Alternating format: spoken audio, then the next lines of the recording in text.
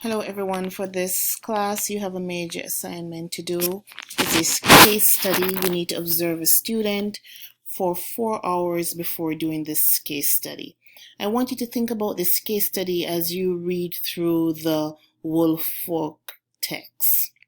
So the first thing that I want you to think about as you're thinking about your student and you're actually doing your case study is the general development of the student.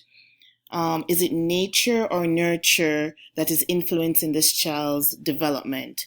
So here I'm going to highlight nature or nurture. So that's one thing that I'm going to be looking at as I grade your case study. The next thing, you need to look at the cognitive development of your student.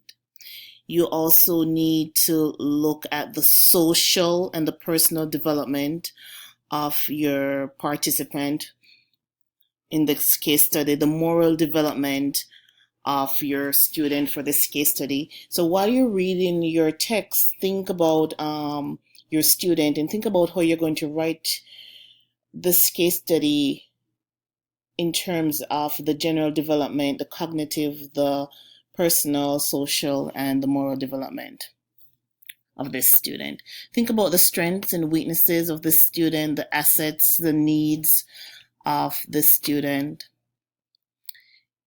I also want you to focus on the student's IQ, even though that can be problematic.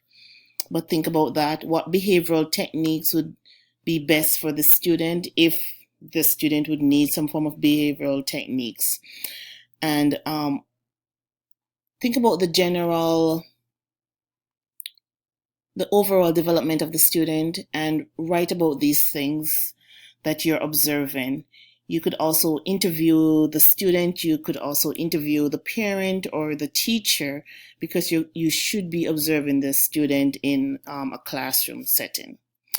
All right, I hope this video helps you to better understand what is needed for the case study. Thanks.